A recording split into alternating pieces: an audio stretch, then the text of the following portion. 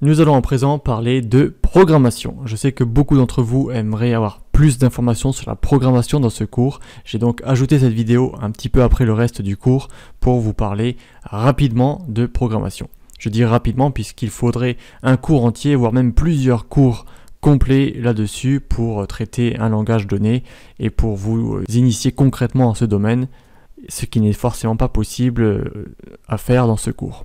Je vais tout de même vous initier à vous montrer quelques petits programmes en langage C et en langage Python.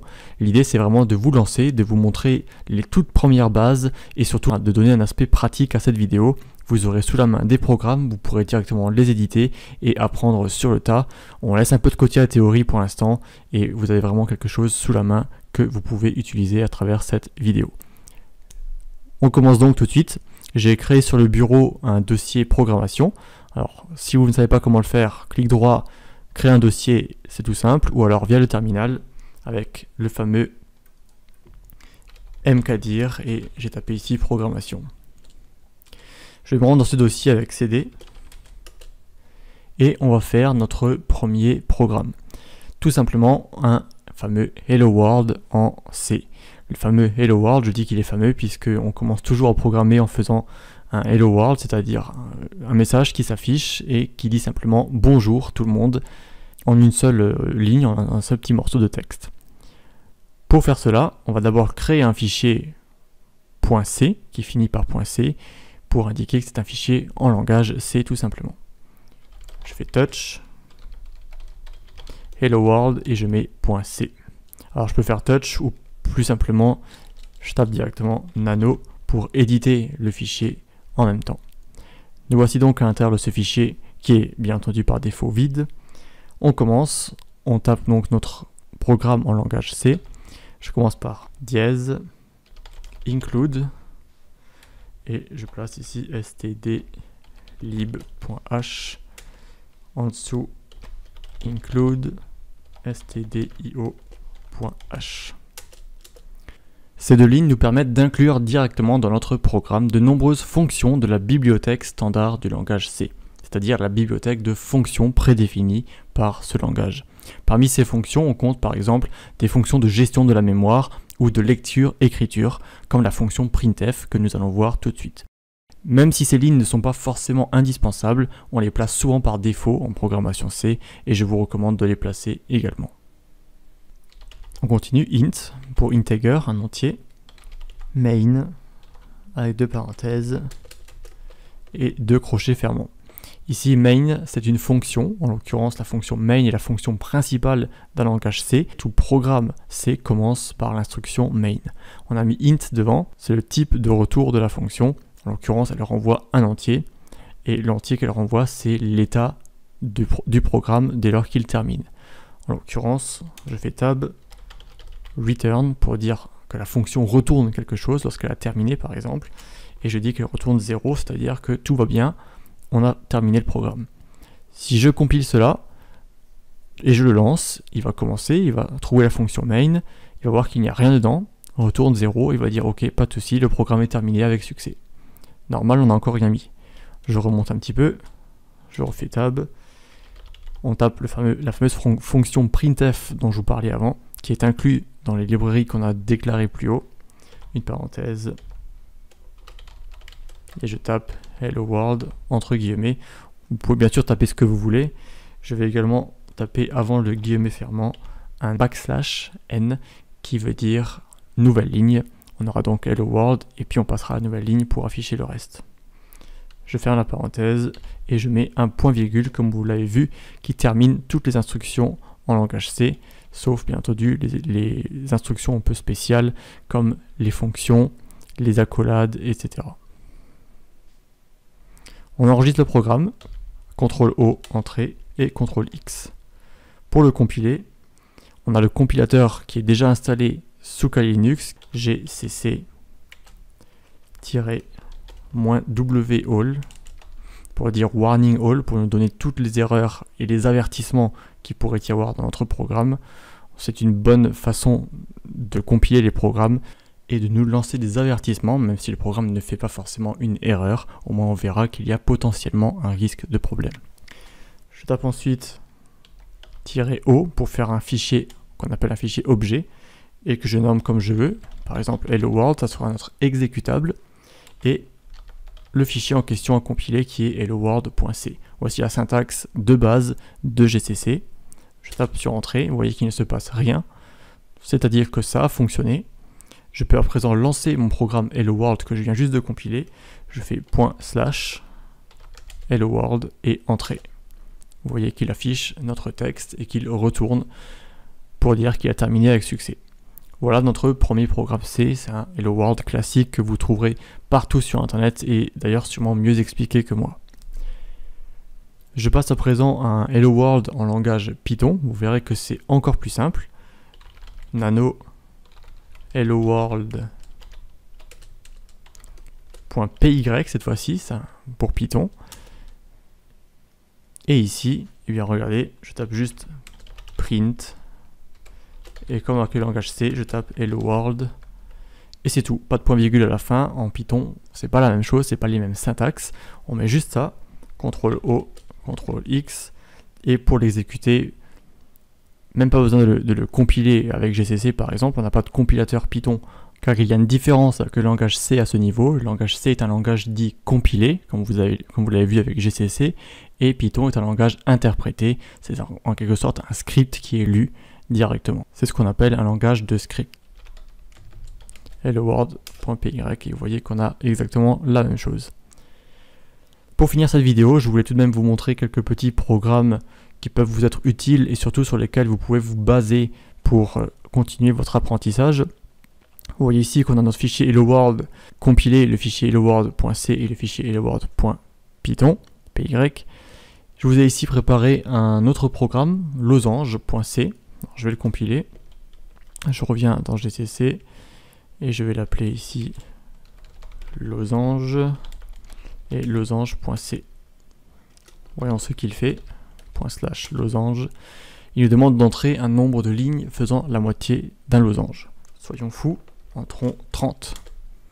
Et vous voyez qu'il nous a fait un losange de 30 lignes de moitié qui s'affiche simplement dans le terminal. Donc c'est juste une sorte d'art qui n'a pas de grande utilité, à part justement, lorsque vous éditerez le fichier, vous y verrez ici le code que j'ai commenté et qui est donc en langage C et qui vous montre comment utiliser les boucles for avec les différentes variables, en l'occurrence les entiers, la fonction printf qu'on vient de voir, la fonction scanf qui permet de demander quelque chose à l'utilisateur, en l'occurrence c'est ce qui s'est passé juste au-dessus, veuillez entrer le nombre de lignes faisant la moitié du losange, c'est ce qui a été affiché là, et ensuite scanf, c'est là où j'ai entré le 30, on nous a demandé un nombre de lignes.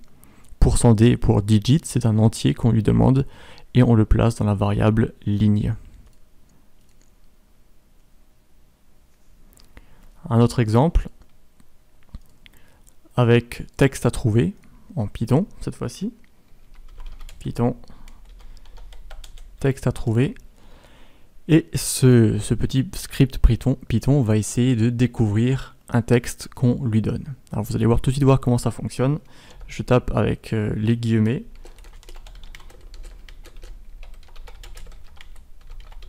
Le bloc-bloqueur est génial.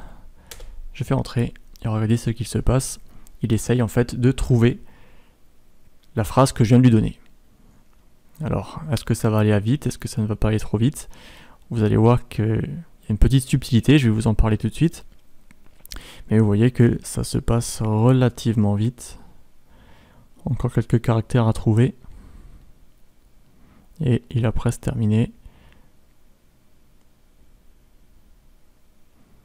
C'est toujours la dernière lettre qui est la plus longue. Ah voilà, donc vous voyez 301 générations pour trouver notre phrase.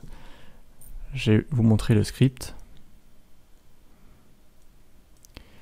Vous voyez qu'on commence le script Python par un commentaire avec dièse et on dit coding UTF-8, donc en Unicode, c'est pour pouvoir afficher correctement les divers caractères spéciaux qui ne rentrent pas dans la table ASCII. On importe des librairies comme on l'a fait avec le langage C, en l'occurrence string qu'on utilisera ici, random qu'on utilisera ici par exemple, et time qu'on utilisera ici.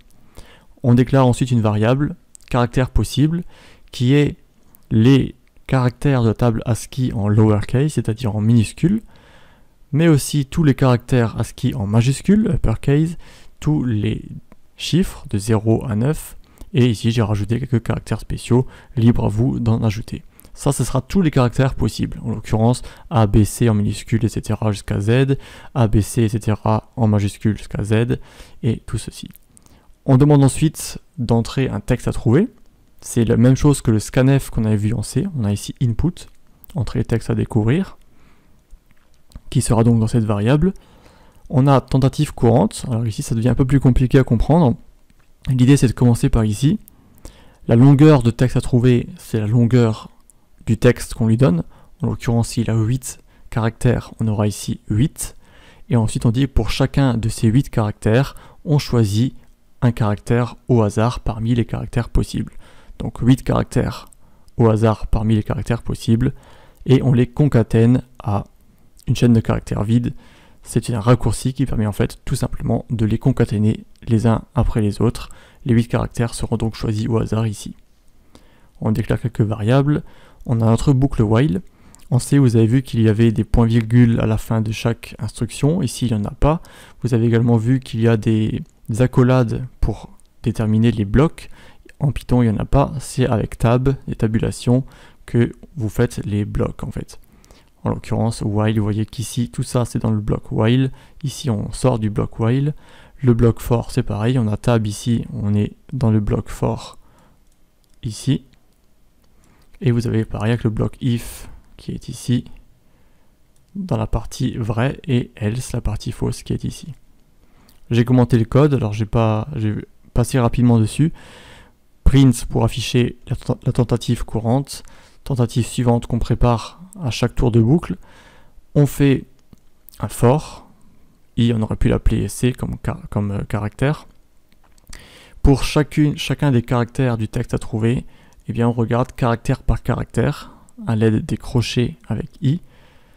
Imaginons par exemple que votre texte c'est blabla, eh bien vous passerez ici b comparé avec le texte à trouver. Si c'est le texte est aussi blabla, vous aurez b, b, l, l, a, a, etc. Et on compare bien entendu si on trouve la lettre ou si on ne la trouve pas. On prend note de tout ça. On compte à chaque tour de boucle la génération, le nombre de générations, on l'incrémente avec plus égale 1. On utilise ici time.sleep. Avant, je vous disais qu'il y avait une petite subtilité, que ça avait l'air assez lent, mais c'est simplement parce qu'on a nous-mêmes ralenti le programme en lui disant de dormir, sleep, en quelque sorte, un dixième de seconde. Imaginons maintenant que j'enlève ça, alors je vais le commenter avec dièse, et on recommence, et vous allez voir que ça change tout. Alors je réécris la même chose.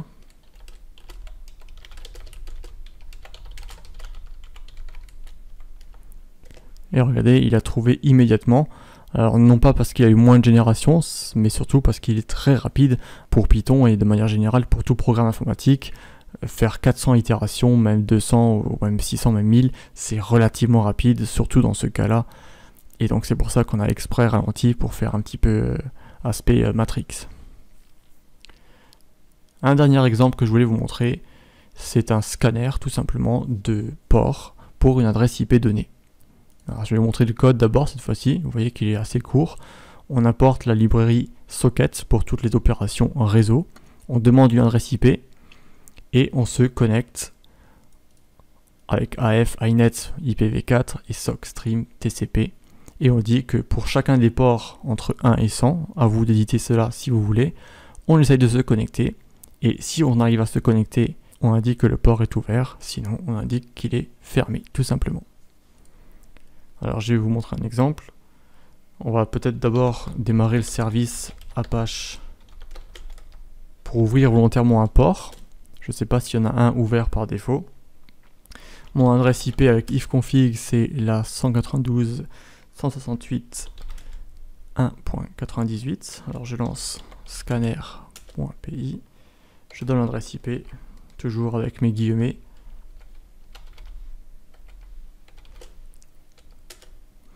Et vous voyez qu'il nous a scanné tous les ports. Tous sont fermés à part le 80 qui est ouvert.